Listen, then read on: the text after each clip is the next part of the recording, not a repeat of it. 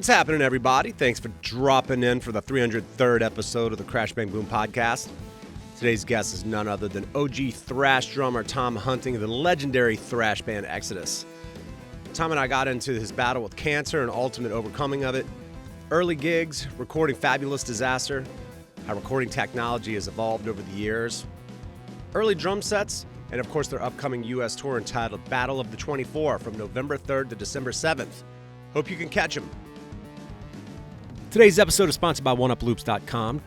Drummer Carson Gant and his team spent an incredible amount of time recording over 450,000 shaker, tambourine, and hi-hat loops at every possible tempo and multiple feels with incredible mics and outboard gear for you to pick and choose. It's organized for you to find exactly what you need with just a few clicks and everything feels and sounds incredible. You can sign up for free to check it out and gain full access to all 450,000 loops starting at just $6 a month. No download limits, whatever you want, whenever you want. New loops, one-shots, and drum breaks are being added weekly. Definitely a great addition to the arsenal of any drummer and or producer, and I can vouch for that having used it myself. So check it out at OneUpLoops.com. Crash Bang Boom podcast can be found where all podcasts are found.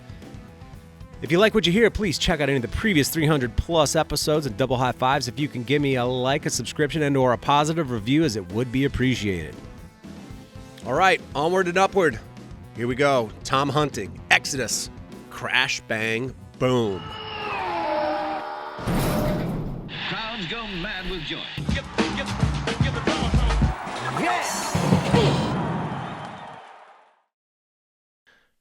All right, Tom Hunting of Exodus. This is a trip to me since I was a little kid with my cassette tape of Fabulous Disaster that, you know, at a time when the internet didn't exist, when I was collecting cassettes, I would think that I would have a podcast, which also didn't exist. And here I am talking to you with all this new technology. It's blowing my mind, man. Back then, you were probably thinking, maybe I'll get on the radio and do a radio show. Exactly.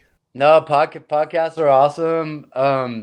You know, back then we had to work for the music, so you know, you had to go get that cassette. It didn't just happen with a point and a click. Oh my God, it was a whole different damn thing. You had to know somebody who knew something, or at least hope the person that worked at the record store knew anything about the music you were interested in. And if you didn't, you were kind of fucked. I mean, maybe you saw an ad in a hit parader and you were like, that seems like a cool record cover. Let me see if I can go find it. You know? Yeah. And this stuff was born by tape trading, you know? Yeah. I remember the work that, you know, used to go into that. All right, I'm going to send this off to Chicago and it's going to get played on W blah, blah, blah college radio station there. And, you know, those were the days. Absolutely. Well, man, y'all got a new tour coming out, headlining. Before I hit the record button, I was saying last time I saw y'all was in Salt Lake City when I was living there. Y'all came through with Testament and maybe Death Angel maybe as well. It was on that, I think. That's right. Yeah, they were on a leg of that tour for sure. A couple legs. Right on. Great show. Y'all sounded awesome. It was my first time, honestly, ever seeing y'all, despite being a fan for so long. And I finally saw y'all, and I was amazed at just the guitar tones, the energy, and the power that, you know, 40 some odd years of doing this, y'all are still fucking doing it. I can't believe it. Thanks, man. I appreciate that, Jody. Yeah, man. Well, tell me about this new tour that's coming up. When does it start? Like a day or so? We're going to start on the Headbangers boat. And then that sails out of Miami. And then our proper tour starts November 2nd, I think, right? Yeah, Tampa Bay on November 2nd. Nice. And then, and then they're going to work the South for a while. We're going to Atlanta. Always have great shows there. And the Florida show should be great. I'm really happy there's a Florida to go to. Yeah, for real. Man, I was trying to do the math on the timeline of it, and I was interested because Exodus is a band that started around 79, as far as I can tell. Bonded by Blood, the official release, to my understanding, wasn't until like 86 or something like that. And it was 85. It came out in 85. Okay. In 85. So, whereas I feel like y'all might have preceded in a lot of ways, even Slayer and Metallica, but they had records, I believe, out in 83 or so. What do you attribute sort of that gap from Exodus inception to when y'all released Bonded by Blood? We were around before those two bands, but they made vinyl before we did. They recorded before we did. So our record, I think Bonded by Blood was done in 84, maybe late 84, but wasn't released till 85. And everybody had a copy before, you know, tape trading. If I do the math as well, if if y'all started around 79, were you like 14 years old when you were first started playing in that band, dude? I think the early formations of the band, like we weren't a band in back then, but we were jamming. Like I went in ninth grade in '79 and didn't stay long at that school and went to El Sobrani, and then I met Kirk. And that's when we officially became a band.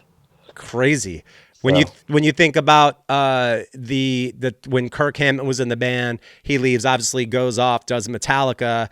At some point, Gary Holt enters the picture.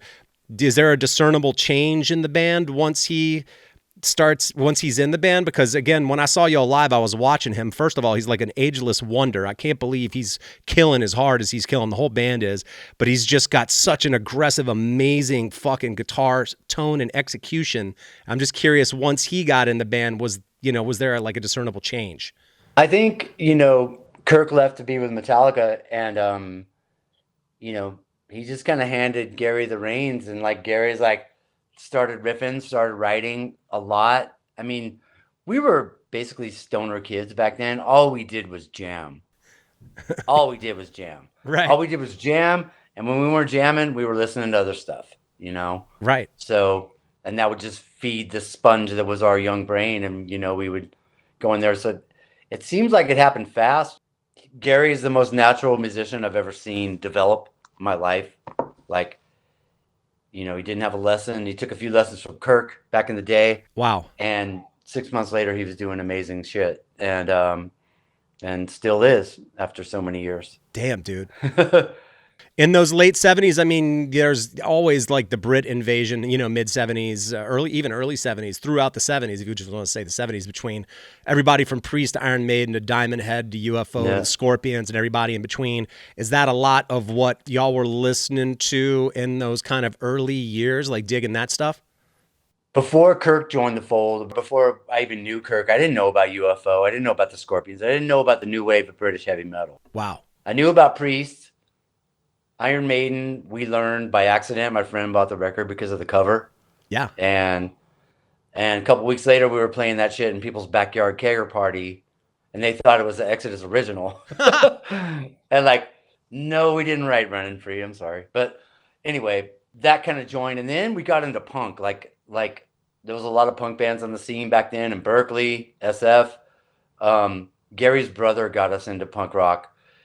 We would sit in his room and listen to Cro-Mags and, Exploited and Discharge and Pistols and like Buzzcocks. And like, again, those sponges were just like, soaking it all in. And then I think, that's kind of like how thrash became what it is. It's kind of a cross between, new wave of British heavy metal, classic rock, and punk.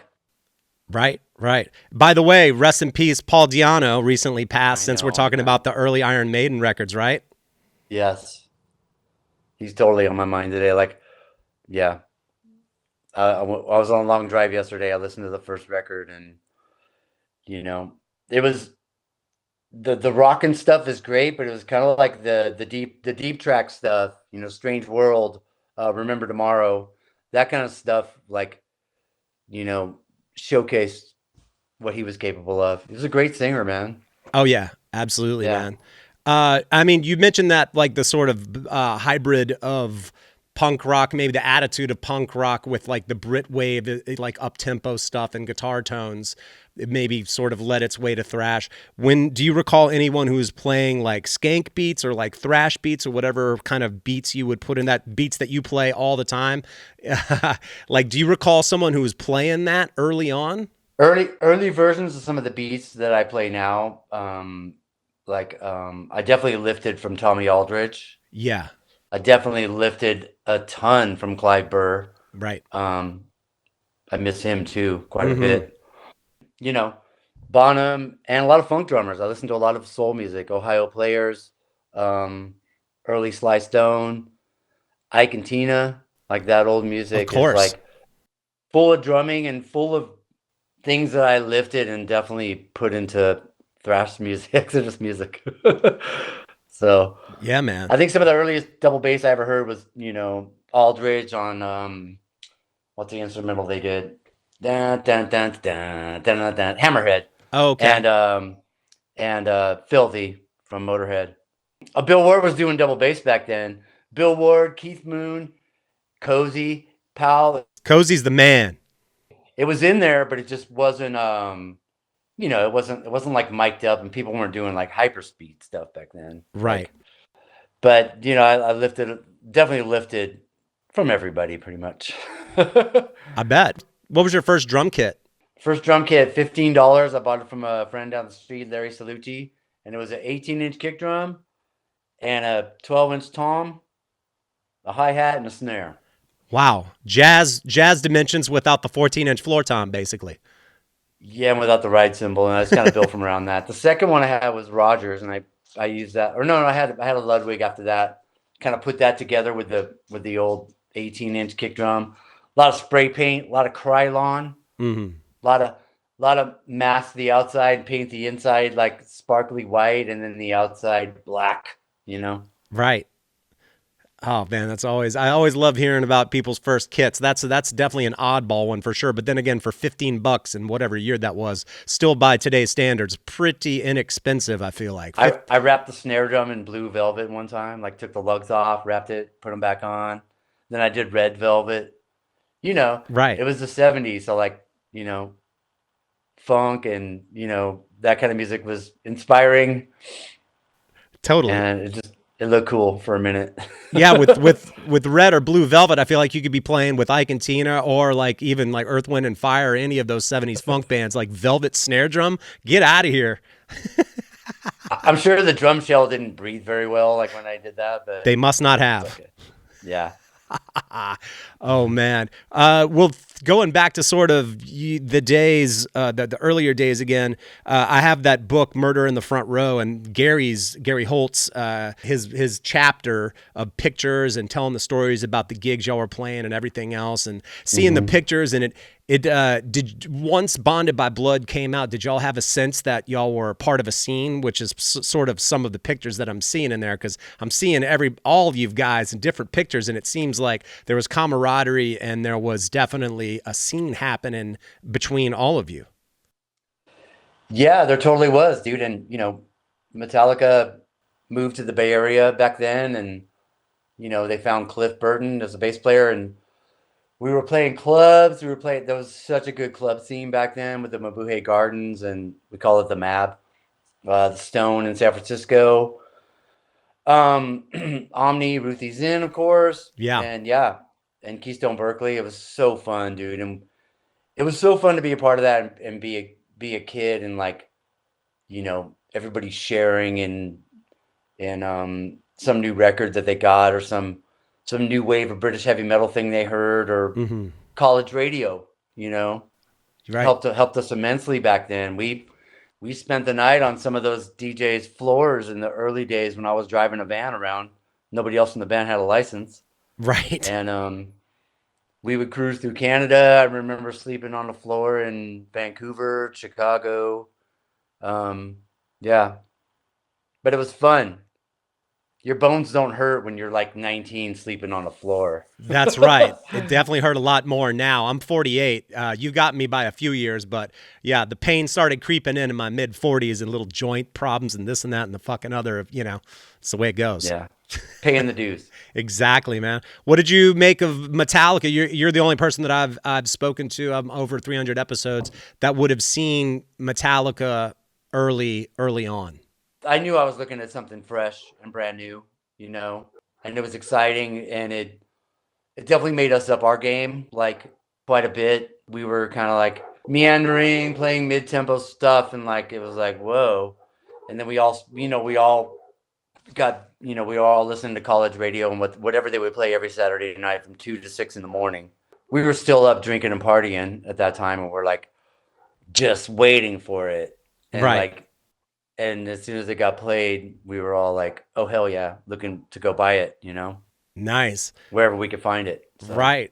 When you go back to revisiting those songs from Bonded by Blood, and the only record I believe with Paul Bostaph, if I pronounced that right, when you revisit those songs, are they still a blast to play live? Have you changed things because you were so young? You know more now. You've been doing this forever. Are there little things that you change just in your playing? You know, For me, I think, when we tour now and I see young kids like singing the words to those songs, I'm like, it dawns on me like, wow, they were, their father was a little kid when that came out, and I'm like, it's pretty inspiring. That makes me feel good. That said, there's a lot more of the catalog I would like to visit. yeah. But we kind of like we're coming up on the 40th anniversary of that record, so Wow. I'm sure we'll be visiting all of it.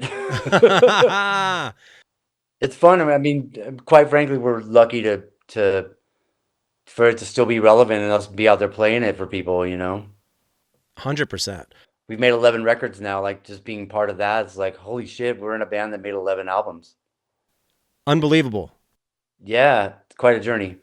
Yeah, man. With Paul, I don't recall exactly what happened to him. I believe he was no longer in the band because y'all had Steve come Fabulous Disaster. Did Paul die of did he have a stroke?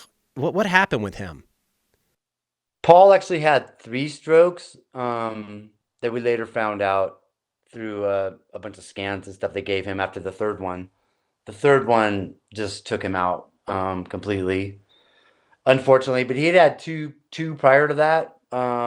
We knew something was kind of going on with him, the way he was talking and the way he was phrasing stuff. But we were all kind of caught up in that life back then. And we didn't see it coming. We learned after the fact, and we cleaned our own shit up after that, so to speak. Mm-hmm.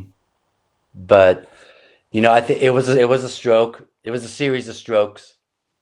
Maybe the third one was preventable if we had known what happened in the first one. But like, the thing about strokes is, and people in my family have gotten them over the years, all the older people, some of them. But the stroke can leave the person having a stroke not knowing it's happening. And I think that's the kind of strokes that he had, the first 2. Mm. And plus, add partying into that mix and using that definitely probably enhanced the trajectory of it all, So it's sad. We think about him a lot. I'm sure he's up there now, like super happy about what's going on right now, that his music's being out there celebrated all the time. Right, man. Yeah. Once Steve Salza gets in the band, and like I said, especially with Fabulous Disaster being like the one, the first cassette tape that I had of y'all. When you go back to recording drums and or just the general recording experience of that album, what do you think about it? Fabulous. Oh, I remember all of it. We were super prepared. We practiced for a month straight. We rented a place from some friends of ours that had a band, the Freaky. I think they were the Freaky Executives. They some really good Bay Area players. We were practicing right across the street from Berkeley Farms, place where a dairy where they made milk and other dairy products in South Berkeley. And we showed up every day. We treated it like a job. We were there every day. Put in a good 5 or 6 hours just jamming, writing. I remember the when Toxic Waltz was first being written. It was such a fun time, because we did not go in very prepared for Pleasures. Right. So we were kind of we had the music, but we were kind of unrehearsed. This one we treated it better, We didn't want to repeat the recording experience of Pleasures of the Flesh, so we practiced hard, and the recording seemed like it went fast and easy on that one. Yeah, man. When again, going kind of back to Gary Holt, you said he's kind of one of the more natural musicians that you've known. It's interesting looking at the production or producer credits, engineering, etc. credits of the records, and Gary's seems like he's been involved in a lot of that. Did he come from a studio background, or did he just take notes while he was in the band and start becoming sort of in a producer role, essentially? Well, I mean, we all learn more about recording, and my job is more to get the tone of the drums, and hit them right and get the performances down. Gary's, he writes a lot of lyrics too, so he spends a lot of time behind the desk and like learns what effects work best on the vocals. You know, we all go in like knowing what we want our instruments to sound like. You know, we've spent a lot of time like with our instruments. He knows what amps he wants to use, and and he knows what he wants a vocal phrase to sound like, or what kind of effect would sound good on something he wrote. Yeah. It's a fun process. Recording is great. I agree. Yeah. Absolutely. Come like 1990, Impact is Imminent comes out, Force a Habit. I interviewed John Tempesta some time ago. I don't fully know the story as to why you were out of the band for those couple of records. I know John again entered the picture, and then you come back, and of course grunge has happened. So the world has changed in a lot of ways. But why was it that you stepped away for those two records in particular? I had to step away. I just was feeling like physically ill from it all. Just like quite a bit of touring and traveling, and some kind of homing device kicked in where I was like, I just felt terrible, and I was pretty, anxiety ridden from all that. So I stepped away, and I'm glad I did. Looking back now, it felt good to take both breaks. Because I left the band again in 2005 and rejoined him in 2006 and a half, and no regrets. Yeah. Was it strange watching from the sidelines, so to speak, when the grunge movement came in around that time? And did you at all have a sense like metal might not come back to, whatever? No, I was into it. I mean, I loved the whole Alice in Chains catalog, and the Soundgarden, the early stuff. All of their stuff is amazing. Not so much a Pearl Jam fan, big Dave Grohl fan, of course. And from way back, when he first joined Nirvana, he kind of kicked that band in the ass. The first drummer was great, but that music was great. I even liked the Black Crowes like during that era. Right. Their first albums were fantastic. Right. I like music. I wasn't too worried about metal because you can always go to Europe. They still value the fanny pack there. Absolutely, dude. That's funny, man. You're back. You end up back in Exodus for around Tempo of the Damned. How was it getting back in the mix? And were you playing fairly consistently during those two records when John Tempesta was playing in the band? Yes, I was. I played in a couple of bands, and then Gary and me had a band called War Dance before Exodus reformed. Okay.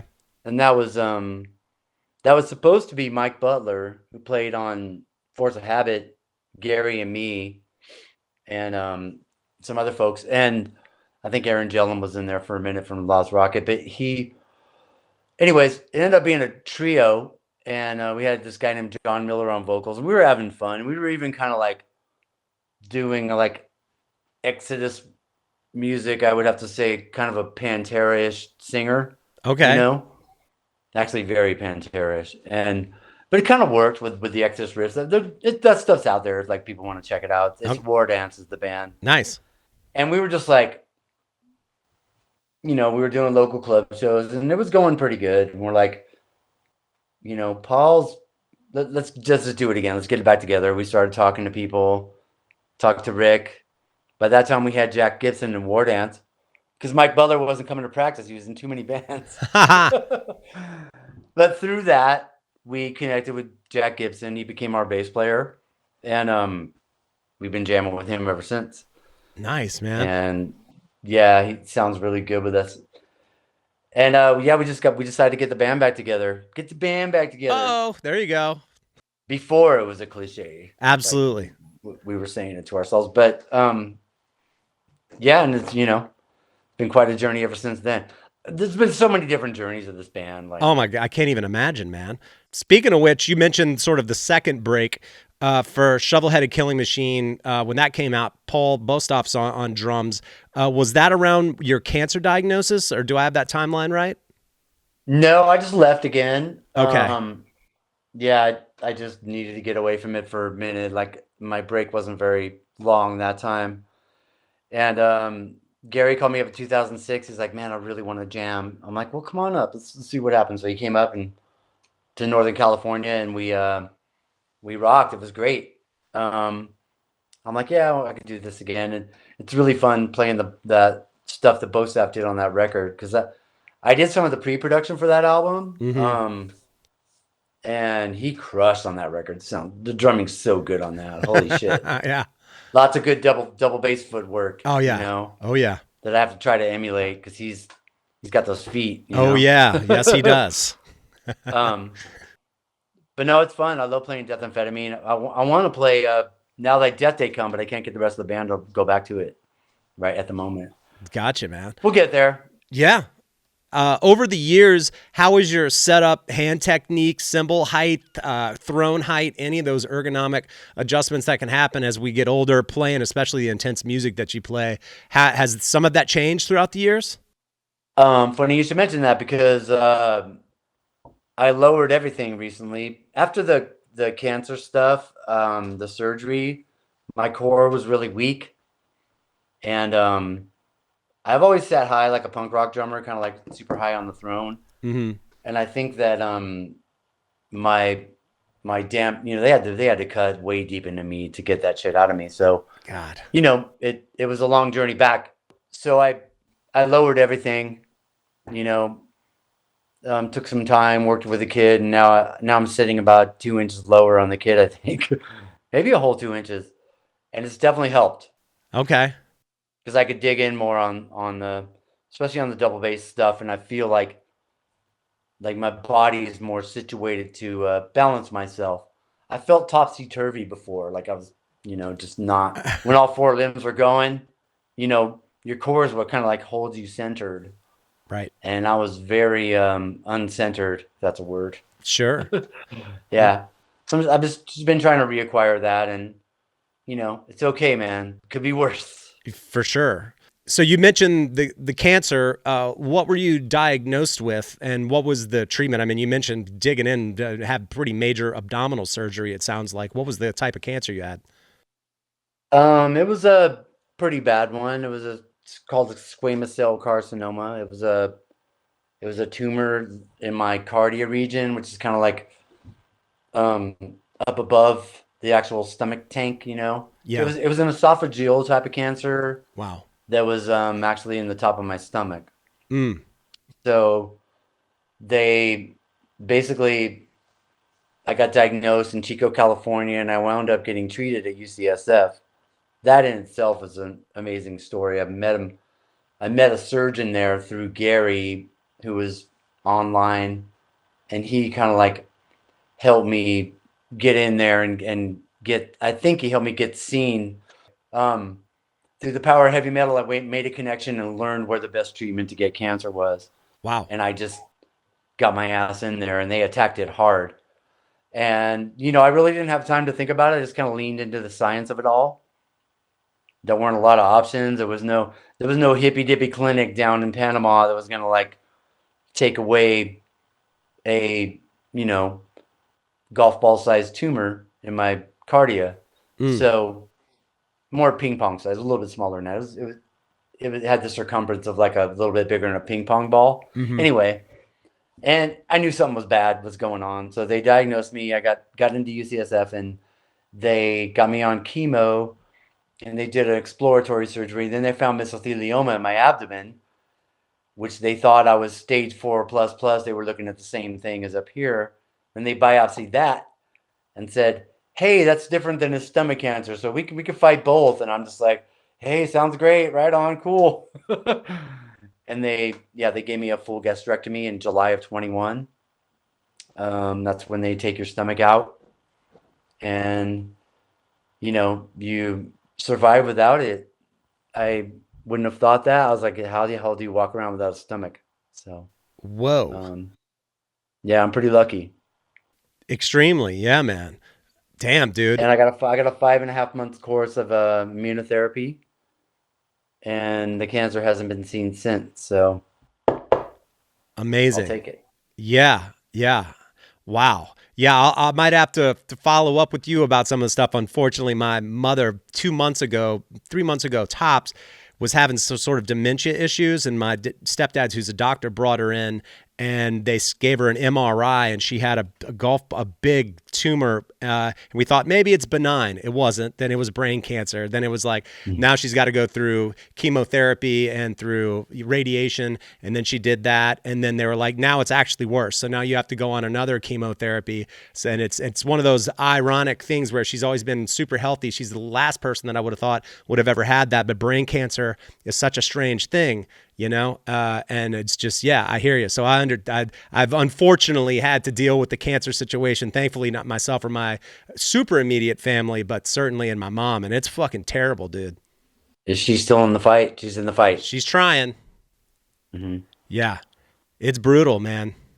It is brutal. For me, I used cannabinoids.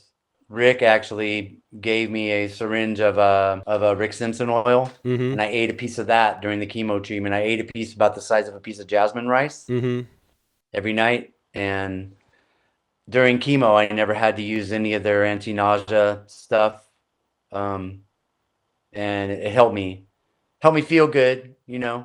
Yeah. Yeah, it does make you feel the effects of THC, which actually helps when you're in the throes of that shit. So yeah, I might have to follow up with you about that specifically. Maybe I can convince my mom to take some of that shit. it's important that she feels good and that she takes care to do things, and that's a holistic approach to try. Right, for sure. I'm sorry about your mom, dude. I hope she stays in the fight and crushes it. I know. It's crazy, dude. Unbelievable. But yeah, thanks for some of that info. I got to look into that for sure, man. So appreciate it. But I was going to ask you as well. I really love the Rob Dukes records, Atrocity Exhibits A and B. Me too. I love the intensity of the band. I love the intensity of him with y'all. I've watched live footage from it. It's two of my really favorite records that y'all put out. I really just love the raw energy that was happening at the time. When you think about that era, what are your thoughts sort of where the band was at? It was a lot of fun making those songs and recording that stuff. Yeah, I thought those were two very aggressive records. I had been away for the first one they did with Dukes, but I love playing that stuff live. But making A and B was fun. It felt like it just flowed. The songs went on forever. Yeah. Yeah. But I felt like it was a journey that had to happen. Right. Some of the tracks like Burn Hollywood Burn, Beyond the Pale, Riot Act, Bedlam 1, 2, 3, March of the Sycophants. Like when you hear that, does it sound like, I know you mentioned like the band was kind of on fire, felt creative, like flowing and everything. Like what do you think when you hear those songs? Because they rule. They're so good. I want to play some more of them live. I want to play some more off Shovel-Headed Kill Machine too. Yeah. We do Iconoclasm. Those songs are a blast to play. Children of a Wordless God. Like, yeah. After the cancer experience, I was attacking those songs because they were angry and I was mad. I bet. Yeah. So it helped me.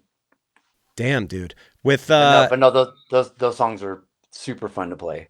When you think about the evolution of recording with the band, I mean, you go all the way back to like Bon Iver Blood or even Fabulous Disaster. I mean, there's no way that y'all are playing with click tracks, probably recording to tape. And then now you have click tracks and it's digital. When you think about the evolution of that, are there things that you appreciate from both of those worlds?